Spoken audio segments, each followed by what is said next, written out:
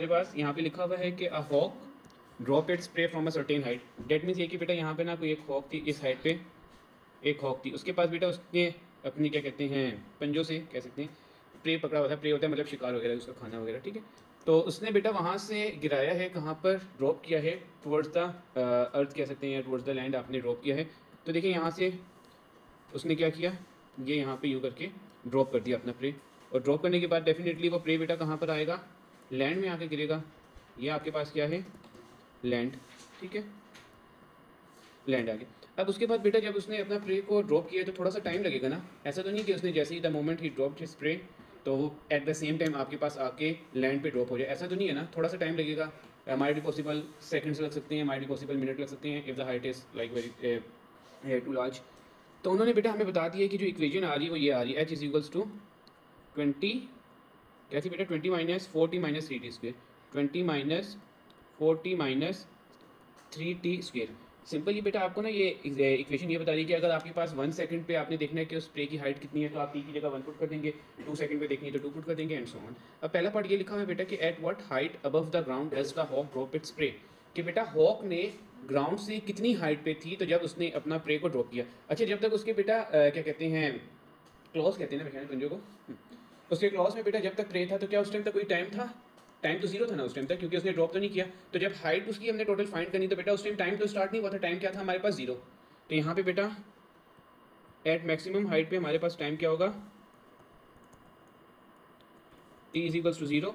हम इक्वेशन लिख लेते हैं, इक्वेशन क्या थी मेरे पास, 20 माइनस 40 माइनस 3t स्क्वायर। तो आपने बेटा यहाँ पे क्या कर देना है, सिंपल t की जगह आपने जीरो पुट कर देना है, 20 माइनस 4 t की जगह जीरो माइनस 3 t की जगह जीरो का स्क्वायर। तो h आपके पास आ जाएगा 20 और रिमेनिंग सारी वैल्यूज आपके पास क्या हो जाएंगी बेटा, जीरो। अच्छा, हमारे पास हाइट का कोई यूनिट लिखा हुआ है, बल्कि हाइट का यूनिट है मीटर, तो यहाँ पे आ जाएगा m। ये हमारा पहला पार्ट क्लियर हो गया, इसमें किसी की कन्फ्यूजन। दूसरे पार्ट में बेटा ये हमें बताया गया है कि उस प्रे को बेटा क्या कहते हैं, जब उसके हैंड से या उसके क्लॉज से कितना टाइम लगेगा कि वो आकर लैंड पे गिर जाए, ठीक है। अच्छा, जब वो प्रे लैंड पे आकर गिर जाएगा तो उसकी हाइट क्या हो जाएगी, हाइट क्या हो जाएगी, किसी को आइडिया है? देखो मेरे पास लेट से ये मेरा प्ले है और ये लैंड है, यहाँ से मैंने छोड़ा, जब नीचे बिल्कुल आके गिर गया तो बेटा इस प्ले की हाइट क्या हुई, जीरो हो गई। तो हमने यहाँ पे क्या पुट कर देना है, सेकंड पार्ट पे हाइट क्या हो जाएगी, हाँ तो बेटा एट लैंड पोजीशन बेटा हाइट आपके पास क्या हो जाएगी, एच आपके पास हो जाएगा जीरो। तो यहाँ पे एच की जगह जीरो पुट कर दें, 20 माइनस 40 माइनस 3t स्क्वायर। बेटा यहाँ पे हमारे पास एक क्वाड्रेटिक इक्वेशन बन गई। क्वाड्रेटिक इक्वेशन में मैंने क्या सीखा था कि मेरे पास जो अपनी स्क्वायर टर्म है वो क्या होनी चाहिए, पॉजिटिव होनी चाहिए। तो ये हो जाएगा 3t square then plus 40 and then minus 20 equals to zero. अब अगर यहाँ पर पिक्चर आप लोग देखते हैं तो सम आपके पास क्या आ रहा है, 4, आपके पास प्रोडक्ट क्या आ रहा है 60, और आपके पास आपका डिसाइडिंग फैक्टर कितना है, वो है आपके पास माइनस। सो बेटा ऐसी दो वैल्यूज जिन्हें माइनस करने से 4 आए, मल्टीप्लाई करने से 60 आ जाए, तो 10 and 6 are the two values. 10 minus 6 करेंगे 4 भी आ रहा है, 10 मल्टीप्लाई बाई 6 करेंगे 60 भी आ रहा है। सो 3t square minus sorry plus 10t minus 60 और माइनस 20 इक्वल्स टू ज़ीरो। यहाँ पे 3t स्क्वेयर इसी तरह प्लस 10t हो जाएगा minus 60 minus 20 equals to zero. पहले मेरे पास सिर्फ t कॉमन आ रहा है, सो व्हाट लेफ्ट बेटा 3t प्लस 10। नेक्स्ट में मेरे पास माइनस 2 कॉमन आ रहा है, what left 3t plus 10 equals to zero. एक दफ़ा 3t प्लस 10 कॉमन आएगा, मैंने कॉमन ले लिया, और रिमेनिंग मेरे पास आ जाएगा फिर t minus 2 equals to zero. एक दफ़ा 3t प्लस 10 को मैं जीरो के इक्वल पुट कर दूंगा, और एक दफ़ा बेटा मैं t माइनस 2 को जीरो के इक्वल पुट कर दूंगा। तो यहाँ से बेटा मैं डायरेक्ट निकाल देता हूँ, t की वैल्यू आ जाएगी माइनस 10/3, ठीक है, सबको पता है ना बेटा किस तरह हुई, और t यहाँ पे आ जाएगा 2। अच्छा बेटा t किस चीज़ को रिप्रेजेंट कर रहा है, टाइम को। बेटा क्या टाइम नेगेटिव हो सकता है, क्या कभी टाइम नेगेटिव हो सकता है? नहीं। तो बेटा ये वाला आंसर तो हम कंसिडर नहीं करेंगे, हम कौन सा आंसर कंसिडर करेंगे, सेकंड वाला, क्योंकि टाइम कभी भी नेगेटिव नहीं हो सकता। सो बेटा प्रे कितना टाइम लेगा, so it will take only 2 seconds. ठीक हो गया बेटा यहाँ तक।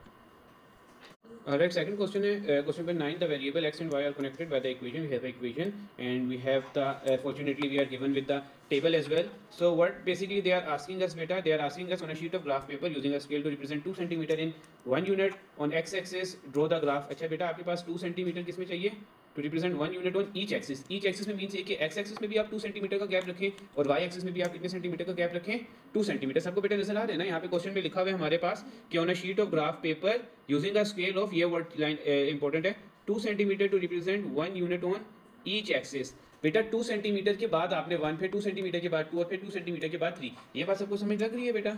अच्छा, उसके बाद हमने सिंपल कुछ करना नहीं, हमने ग्राफ बनाना है। तो मैं टेम्पलेट चेंज करके पहले ग्राफ वाला ले आता हूँ और फिर हम अगेन से वही वाला कर लेंगे। अच्छा जी, ये मेरे पास बेटा थोड़ा सा ग्राफ बड़ा ही शायद बनेगा क्योंकि हमारे पास वैल्यू ज़्यादा हैं। एक से बेटा मैं अभी SOW आपको ना देख के फिर बता देता हूँ।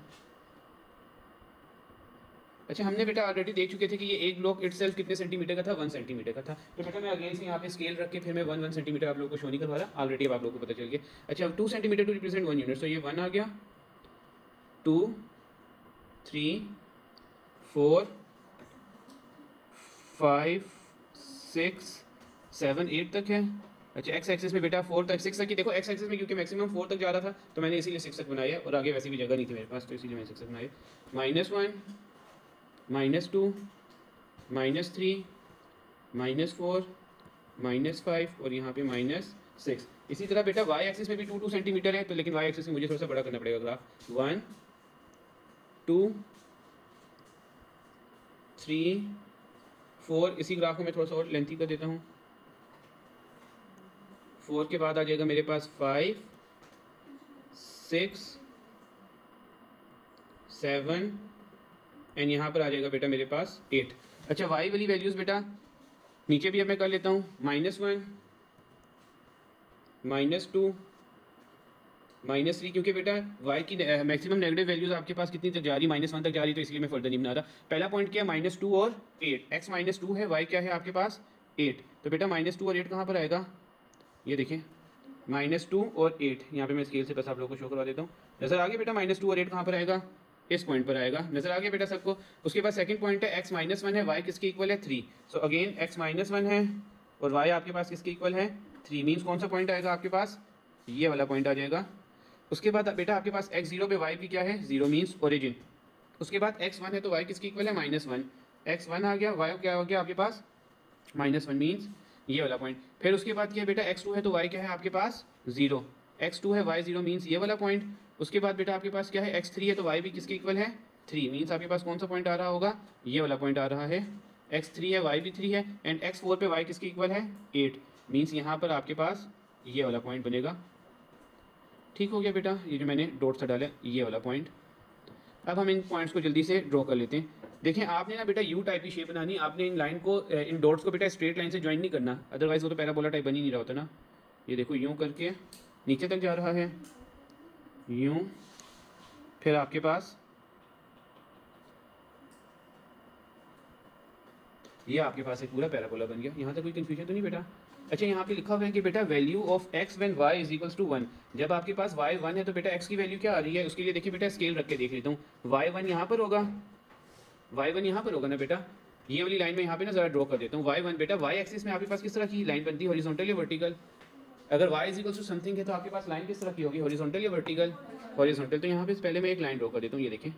अच्छा बेटा, जो मैंने लाइन ड्रॉ की है ये x को किन 2 पॉइंट्स पे कट कर रहा है, जरा सारे देख लें, सॉरी डॉट, ताकि थोड़ा सा मैं डिफ्रेंशिएट कर सकूँ ना दोनों में, आप कंफ्यूज ना हो। बेटा जो मैंने y आपके पास लाइन ड्रॉ की है ये x एक्सिस को किन 2 पॉइंट्स पे कट कर रही है, ये जो मैंने y की वैल्यू पुट की है बेटा ये ग्राफ को किन 2 पॉइंट्स पे कट कर रही है, एक ये देखिए यहाँ पर कट कर रही है, एक यहाँ पर कट कर रही है बेटा, और एक कहाँ पे कट कर रही है, यहाँ पर। इन पॉइंट्स पे कोई बच्चा बता सकते हैं कि x की क्या वैल्यूज़ हैं? एक नहीं -0.5, गुड। और दूसरी कौन सी है 2.5 है ना। देखें किस तरह पता चलेगा, यहाँ पे स्केल रखें और देखिए बेटा y एक्सिस में कौन सी लाइन बन रही है, सॉरी आई मीन कौन सा पॉइंट बन रहा है, 2.5 वाला पॉइंट बन रहा है ना। अब यहाँ पे देखिए बेटा आपके पास कौन सा पॉइंट बन रहा है, 0 और -1 के बिल्कुल सेंटर में, तो 0 और -1 के बिल्कुल सेंटर में कौन सा पॉइंट होता है, -0.5।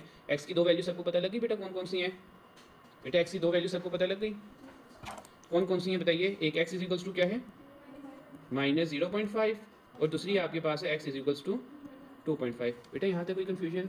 अच्छा, ये पैराबोला बेटा किस तरह से ओपन हो रहा है, अपवर्ड ओपन हो रहा है या डाउनवर्ड ओपन हो रहा है, अपवर्ड ओपन हो रहा है। तो बेटा जो इसका टर्निंग पॉइंट होगा वो हमें कौन सी वैल्यू दे रहा होगा, मैक्सिमम पॉइंट या सॉरी मैक्सिमम वैल्यू दे रहा होगा या मिनिमम वैल्यू दे रहा होगा, मिनिमम वैल्यू, और मिनिमम भी पूछा होगा। अच्छा, तो फिर फाइंड नहीं किया आपने?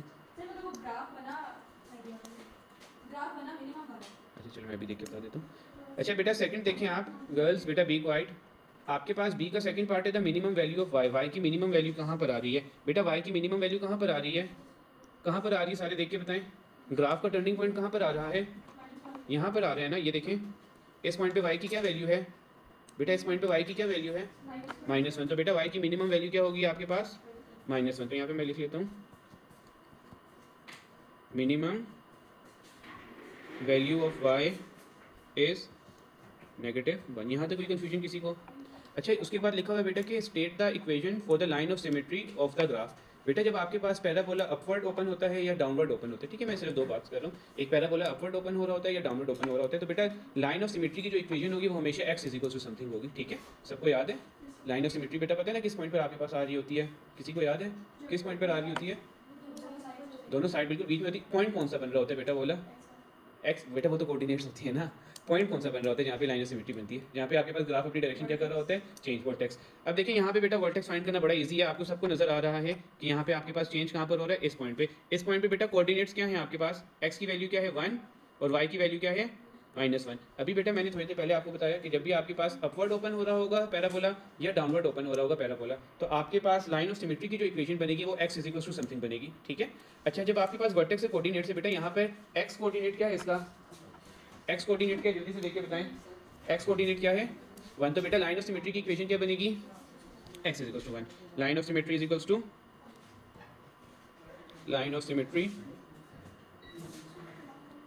Is at x = 1। बेटा ये भी बात क्लियर हो गई है?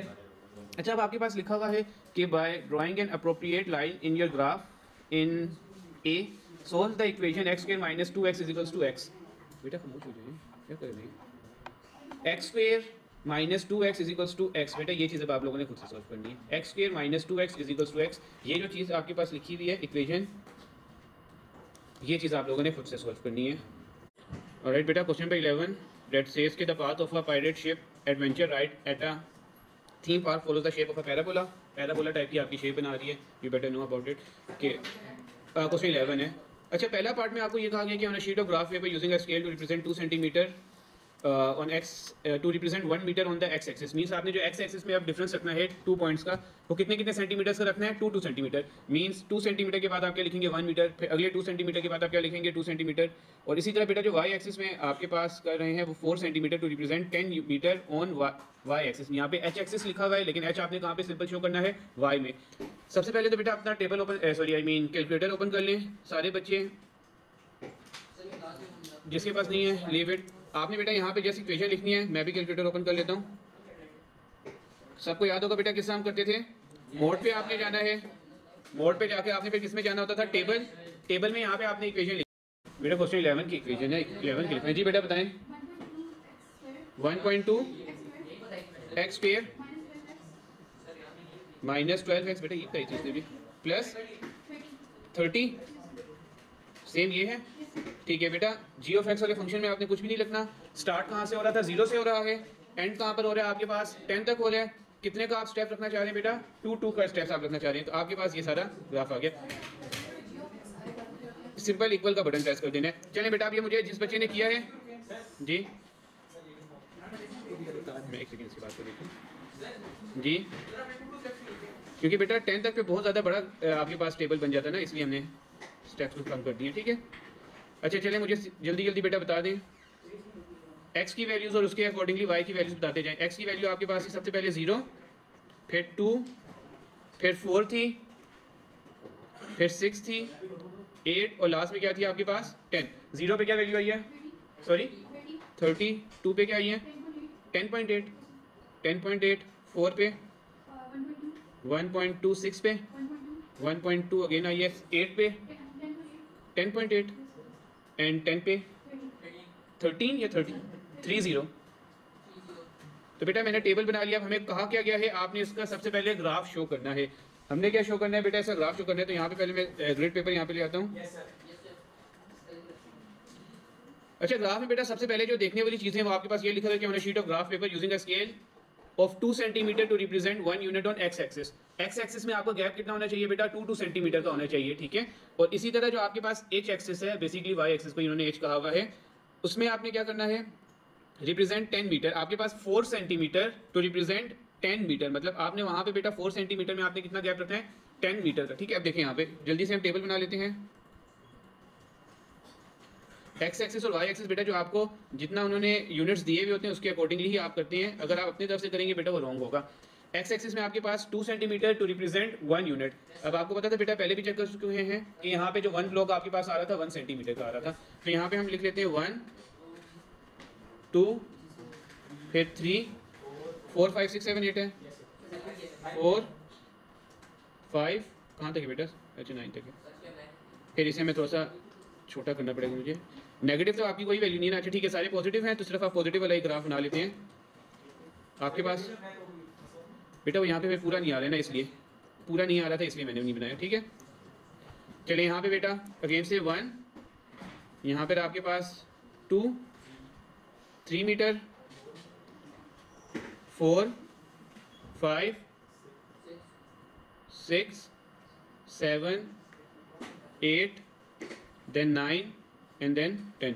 वाई एक्सिस में आपने देखे तो बेटा आपके पास 4 सेंटीमीटर बेसिकली किस चीज़ को शो कर रहे थे, 10 मीटर को, तो यहाँ पे मैंने 4 ब्लॉक सा करने, तो आपके पास 4 ब्लॉक पहले का आएंगे 1 2 3 4, पहले यहाँ पर आ रहा है, यहाँ पर आ गया आपके पास 10, फिर अगेन 4 ब्लॉक्स को आपने लीव करना है, फिर 20 आ जाएगा 1 2 3 4, यहाँ पर आपके पास 20 एंड देन इसके बाद आपके पास अगेन 4 ब्लॉक्स को लीव करने, तो आपके पास 30 मीटर आ जाएगा 1 2 3 4, यहाँ पर आपके पास 30। अब देखो मैक्सिमम आपके पास जो ग्राफ जा रहा है वो 30 तक ही जा रहा है, इससे आगे तो नहीं जा रहा, तो मैंने यहाँ पे 30 तक की वैल्यूज ली है। आप अगर चाहते हैं तो बेटा 40 वैल्यू भी ले लें, बट 30 तक आपने लाजमी लेनी है, ठीक है, क्योंकि 30 आपके पास उस टेबल में इंक्लूडेड है।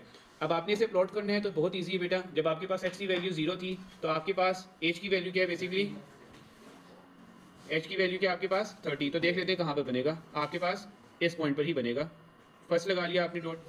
जब आपके पास x आपके पास 2 था बेटा, y की वैल्यू कितनी थी 10.8, y की वैल्यू 2 थी, यहाँ पे मैं स्केल रख के दिखा देता हूँ आपको, ये देखिए y की वैल्यू 2 थी और आपके पास x की वैल्यू 2 है, तो बेटा आपके पास h की वैल्यू क्या आ रही है 10.2, मीन्स 10 से थोड़ा सा आपने ऊपर लेना है, क्योंकि बिल्कुल मिडिल पे आप जाएंगे तो बेटा यहाँ पे 15 आ रहा है, देखो यहाँ पे 15 आ रहा होगा, यहाँ पे 12.5 आ रहा होगा, हमने क्या लेना है 10.2 था 10.8, तो बेटा 10 से थोड़ा सा आप ऊपर रख लें, तो ये आपके पास लेट्स से यहाँ पे मैंने पॉइंट लगा दिया, ये 10.2 वाली भी आपने लगा दी। उसके बाद नेक्स्ट है आपके पास बेटा, जब आपके पास x की वैल्यू 4 है तो y की वैल्यू क्या है 1.2, x की वैल्यू 4, अच्छा आपके पास 4 पे भी सेम आ रहा है और आपके पास 6 पे भी सेम आ रहा है, तो यहाँ पे हम कर लेते हैं जल्दी से। 4 पे बेटा आपके पास h की वैल्यू क्या आ रही है 1.2, मतलब बिल्कुल नज़दीक यहाँ पर आ रही होगी आपके पास, ठीक है, और 6 पे भी सेम ही आ रही है, 6 पे भी मैं लगा देता हूँ, ये मैंने लगा दिया। उसके बाद आगे देख लें बेटा 8 पे क्या आ रहा है आपके पास 10.8, तो यहाँ पे देखो 10.8 जो लगाया था उसी के पैरेलल आपकी लगेगी, किस पॉइंट पर आ रहा है आपके पास 8 वाले पॉइंट पर आ रहा है, डेट मीन्स यहाँ पर आपके पास नेक्स्ट डॉट लगेगा, और फिर 10 पे आपके पास क्या आ रहा है 30, तो 10 के बिल्कुल हम सेम ऊपर जाके देख लेते हैं 30 कहाँ पर आ रहा है, 30 आ रहा है आपके पास यहाँ पर। तो जो पॉइंट्स पहले मैंने लगाए हैं उन्हें मैं थोड़ा सा बोल्ड कर देता हूँ, एक पॉइंट हमारा ये था, फिर उसके बाद second point, third, fourth, then उसके बाद आपके पास यहाँ पर आ गया फिफ्थ, एंड देन एक लास्ट में था आपके पास जो कि वाई एक्सिस पे कर रहा था ये। अब बेटा इन सबको आपने सिंपल ज्वाइन करके क्या बनाना है, पैराबोला बनाना है, तो इन्हें सिंपल ज्वाइन कर लो, ये आपके पास एक पैराबोला बन जाएगा। पहला पार्ट हमने कर लिया। सेकंड आपके पास बेटा लिखा हुआ है कि explain the meaning of the constant term 30। बेटा यहाँ पर कांस्टेंट टर्म 30 की बात अगर आ रही है तो बेटा उसमें आपके पास क्या चीज़ है, उसके लिए बेटा पहले आप एक दफ़ा सारे बच्चे क्वेश्चन रीड कर लें, अगर आप लोग बुक्स लेकर आए तो बेटा आपके पास बुक है, एक दफ़ा बुक में बेटा क्वेश्चन नंबर 11 एक दफ़ा सारे उसकी स्टेटमेंट रीड कर लें, फिर आपको ये मैं आगे बता देता हूँ। तो बेटा 30 किस चीज़ को शो कर रहा था आपके पास, वाई इंटरसेप्ट, बट एक्चुअल में बेटा रियल लाइफ में बात करें ना height of the pilot ship. अब थर्ड पार्ट देख लेते हैं बेटा, यहाँ पे लिखा है when a rider is at 1.92 metre above the ground level, water is splashed on him, find the horizontal distance a rider travels between 2 splashes. अच्छा बेटा ये जो 19.2 मीटर अबव द ग्राउंड लिखा हुआ है ये किस चीज़ की वैल्यू होगी, एक्स की वैल्यू होगी या एच की वैल्यू होगी, एच की वैल्यू होगी ना। आपने बेसिकली यहाँ पे क्या आप एक्स की वैल्यू फाइंड करके बताना है। देखो इक्वेशन सबको नजर आ रही क्या है, इक्वेशन क्या है आपके पास, h इज इक्वल्स टू, ये देखिए ये इक्वेशन है आपके पास, सबको नजर आ रहा है बेटा इक्वेशन, क्या है आपके पास equation h is equals to 1.2 x square, good, आगे माइनस 12x प्लस 30। क्वेश्चन में हमें क्या बता दिया गया बेटा कि when a rider is 19.2 metre, 19.2 metre बेटा किस चीज़ की वैल्यू होगी, h की होगी या x की होगी, h की। तो बेटा h की जगह आपने क्या पुट कर देना है, 19.2 is equals to 1.2 x square minus 12x plus 30। Simple आपने यहाँ पे क्या करना है, 19.2 को राइट साइड पे ले आए, सो 1.2 x square minus 12x plus 30 minus 19.2 किसके इक्वल आ जाएगा, 0 के। जब आप इसे सॉल्व करेंगे 1.2 x square minus 12x 30 minus 19.2 करेंगे, व्हाट विल यू गेट बेटा, इज इट 10.8, 10.8 पॉजिटिव 10.8। बेटा क्या ये क्वाड्रेटिक इक्वेशन की फॉर्म में आ गई है, क्वाड्रेटिक इक्वेशन की फॉर्म में आ गई है। अब इसे सॉल्व कर लेंगे बेटा। अब ये किस तरह सॉल्व करना है, मिडिल टर्म ब्रेक। अगर आप देखते हैं बेटा यहाँ पे सम क्या आ रहा है 12, प्रोडक्ट क्या आ रहा है बेटा, प्रोडक्ट जरा जल्दी से बताएं मुझे। 1.2 और 10.8 को क्या करेंगे, मल्टीप्लाई करके बताइए, 1.2 एंड 10.8।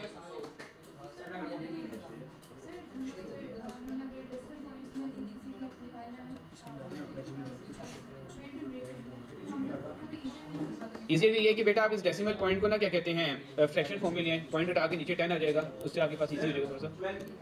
सॉरी 12.96। अच्छा बेटा ये जो आपके पास तरीका है ये इजियर किससे है बेटा, as compare to the middle term break आपके पास ये ज़्यादा इजियर किससे सोल्व हो सकता है बेटा, क्वाड्रेटिक फार्मूला से।